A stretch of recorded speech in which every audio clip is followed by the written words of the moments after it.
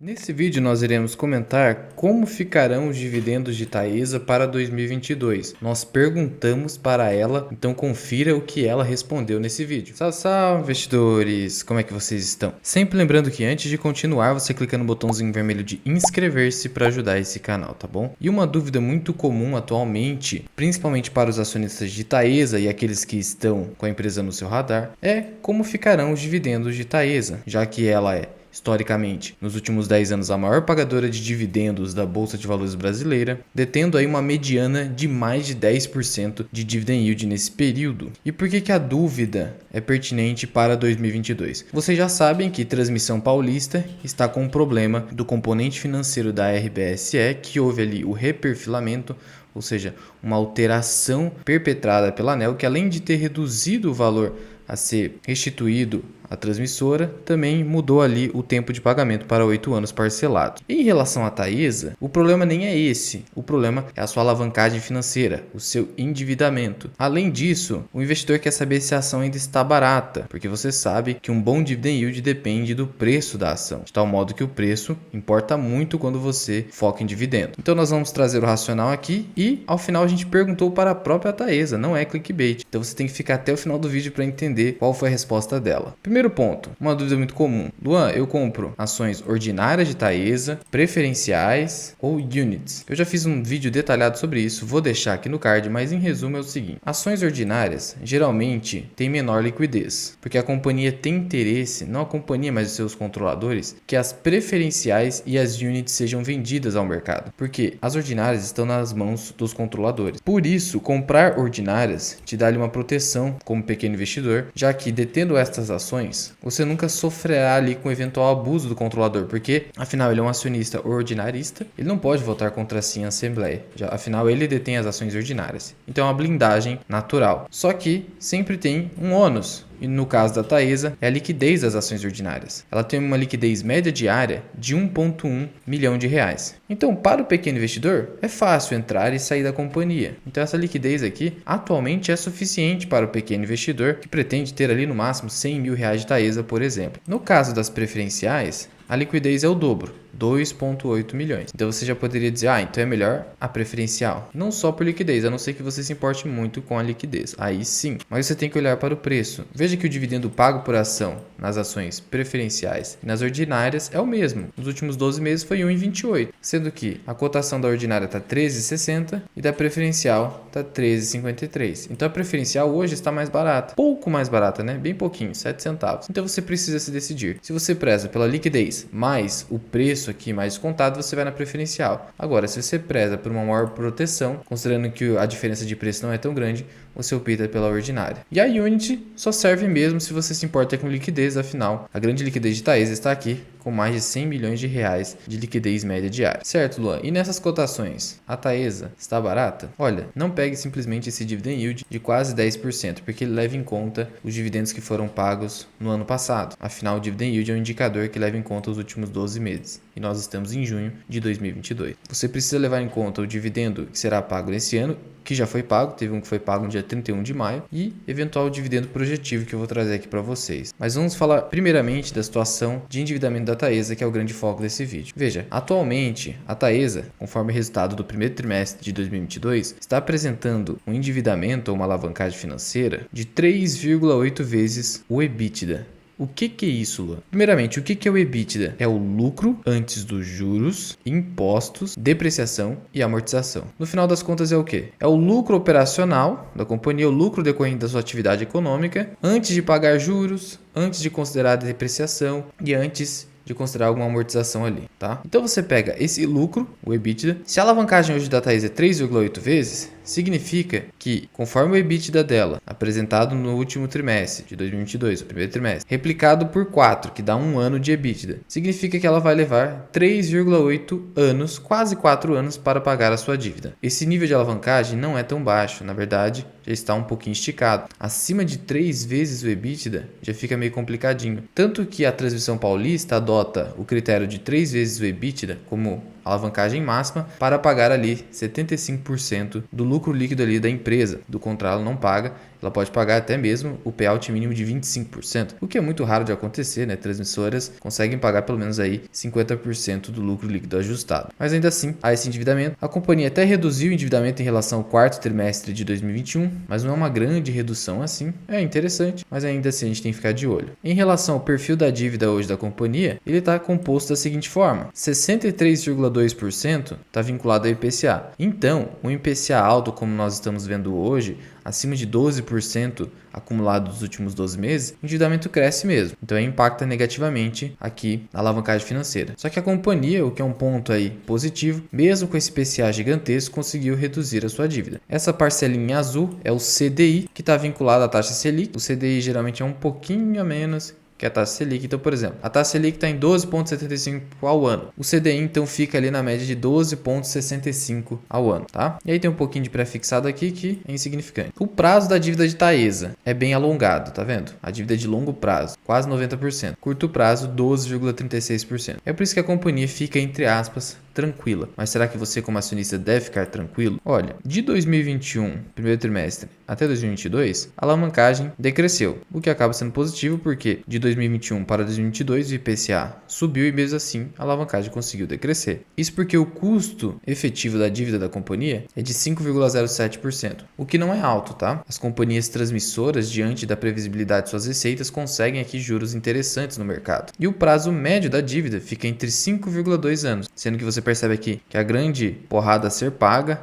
é a partir de 2027. Então, curto e médio prazo, a companhia está mais tranquila. Principalmente se no futuro a curva de juros começar a cair, é o que nós esperamos. Esperamos que a taxa Selic chegue ali no máximo a 14%, quiçá, assim, no pior cenário, 15%, um cenário de recessão clara, e aí ela começa a decrescer. E nós esperamos que isso ocorra no máximo até 2023. Então, é possível que após 2023 a dívida da empresa comece a cair. Mas é só especulação, né? Ficar tentando adivinhar cenário macroeconômico geralmente não dá certo, nem com o melhor dos economistas. E veja o seguinte, recentemente, nesse ano, a companhia, via comunicado ao mercado de fevereiro de 2022, emitiu 800 milhões de reais de debêntures, 11ª emissão. E aí isso impactou já no resultado do primeiro trimestre de 2022. E mais recentemente, emitiu a 12ª emissão de debêntures aqui em 1 bilhão 250 milhões de reais. Ou seja, aumentou ainda mais a alavancagem. Então essa alavancagem de 3,8 vezes só leva em conta a 11ª emissão. Na 12ª, provavelmente o endividamento ficará maior, a não ser que a companhia consiga aumentar o seu EBITDA, o que ainda nós não temos certeza. Em relação a resultados, aqui no primeiro trimestre, para você ter uma noção, a receita líquida da companhia cresceu, o que é positivo, por isso que ela conseguiu reduzir o endividamento. O EBITDA cresceu também, o lucro cresceu, só que o lucro líquido aqui, IFRS, cresceu pouco, 0,7%. Ela atribui esse resultado de aumento na lucratividade em menos de 1% ao seguinte: primeiro, houve um aumento. Esse aumento decorre ali do acréscimo de 37% na receita de operação e manutenção em razão do reajuste inflacionário. Os contratos da Taesa são reajustados. E aí a RAP é reajustada ali no ciclo 2021-2022 pela inflação. E aí houve a entrada também da operação de Janaúba em 1º de setembro de 2021, aumentando a receita da empresa para o ciclo 2022. E aí aqui, de novo, impacto positivo de Janaúba. Por outro lado, esse resultado positivo foi compensado negativamente por um IGPM menor. A companhia se beneficia do IGPM alto, porque vários dos contratos dela estão vinculados ao IGPM. Houve aumento nas despesas financeiras da companhia por conta do aumento do CDI, o que já era esperado, e também menores investimentos nos empreendimentos que estão em construção, que são Santana, Janaúba e Ivaí, com impacto negativo na margem de implementação de infraestrutura desses projetos. Ou seja, o resultado de Taesa foi ali, ok, não foi muito ruim nem muito bom, mas pelo menos conseguiu reduzir um pouquinho a sua dívida, só que o nosso receio é para o resultado do segundo trimestre de 2022, com essa emissão de debêntures de 1,2 aí bilhão de reais. E aí você pega e vai para o balanço patrimonial considerado primeiro tri de 2022, você vai olhar um caixa aqui de 1,4 bi. Mas perceba que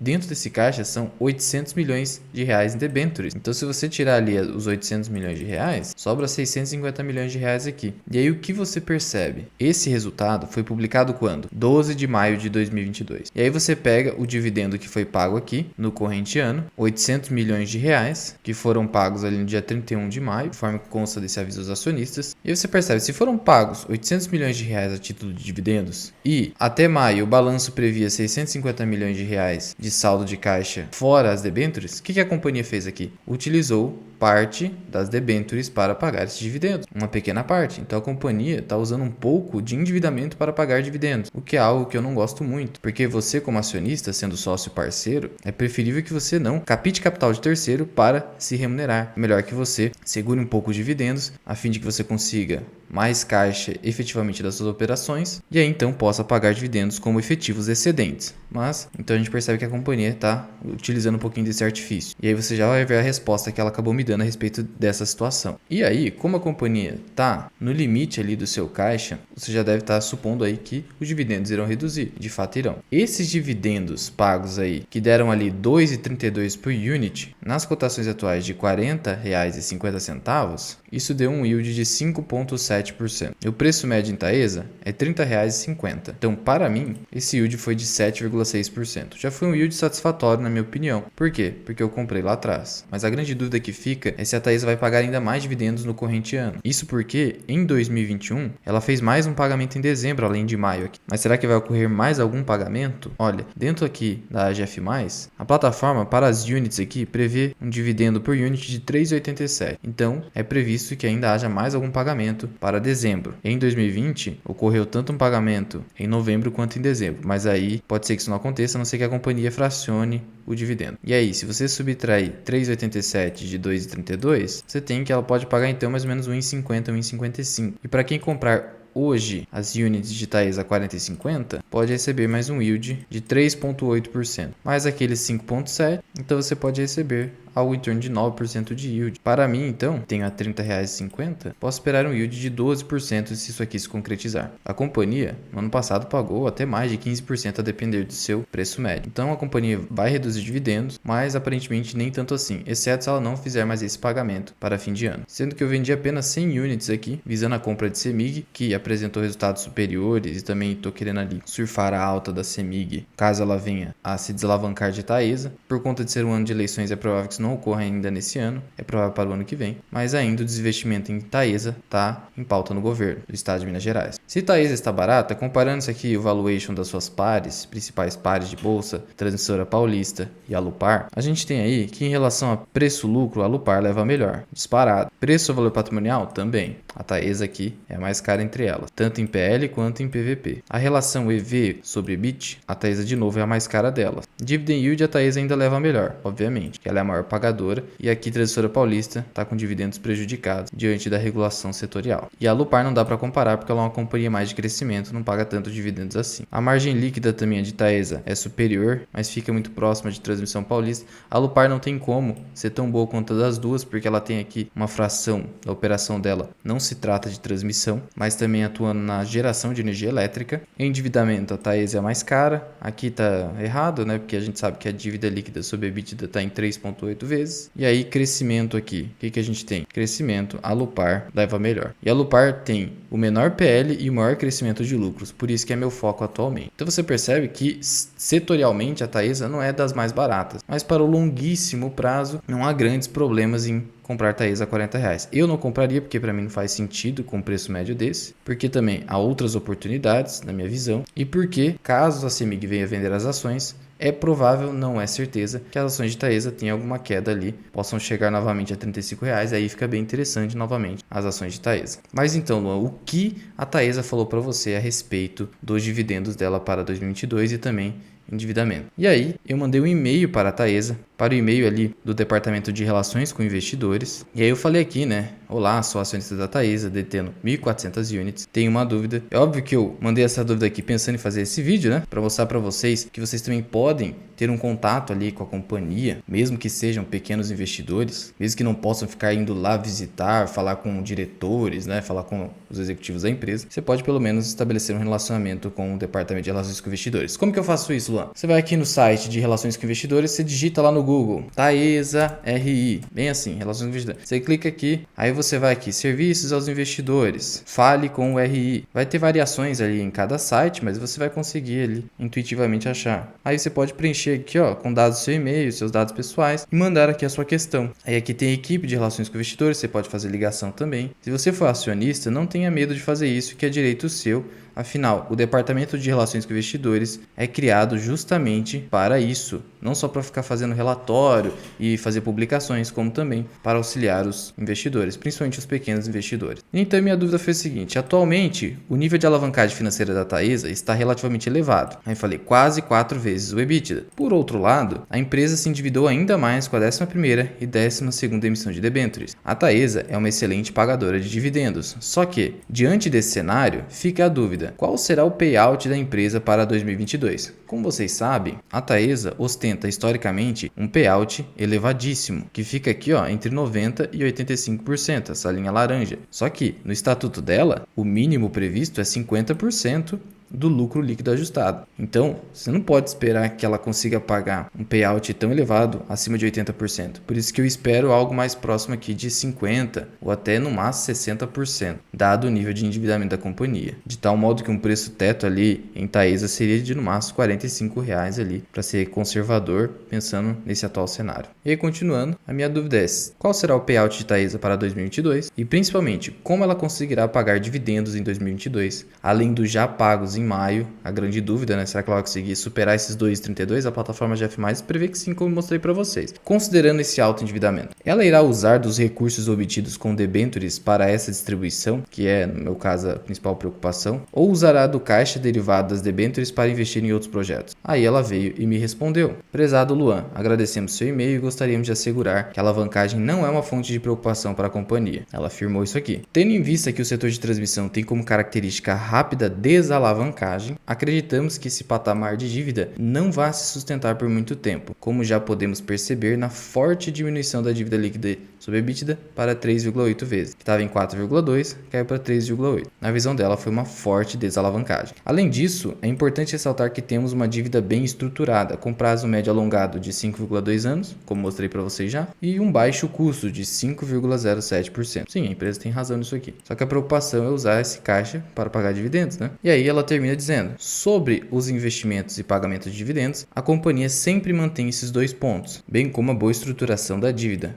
como pilares centrais para suas tomadas de decisões estratégicas, com o objetivo sempre de maximizar o valor para os acionistas. E aí finaliza dizendo: não podemos afirmar quais recursos serão utilizados, mas a decisão sempre será feita com esse objetivo em mente. Ou seja, a mensagem é a seguinte: não precisa ficar preocupado com a alavancagem, a companhia se manterá como uma boa pagadora de dividendos, só que ainda não podemos dizer, por questões de compliance, qual será o payout, porque não foi dito, e se serão pagos ainda mais dividendos nesse ano, também não foi expressamente respondido, e se o dinheiro que será utilizado decorre das debêntures também, né? Então essas perguntas a companhia acabou se evadindo, né? Até porque ela não pode ficar revelando isso antecipadamente. De qualquer forma, ela apresentou aqui uma resposta e eu tô trazendo aqui para vocês mais como um exemplo de que você pode entrar em contato e tirar suas dúvidas com o RI. Mas já vai deixando aqui nos comentários, qual a sua opinião sobre os dividendos de Taesa para o ano de 2022? Você acha que terá mais algum pagamento em novembro ou dezembro, como inclusive está prevendo ali a AGF+? E sua postura hoje em relação a Taesa? Está comprando, aguardando uma oportunidade, reduzindo posição? Conta aqui para mim da Mirai. Muito obrigado por ter ficado comigo até aqui. Eu sou o Luan, esse que é o canal Mirai Investing. Até o próximo vídeo. Fui!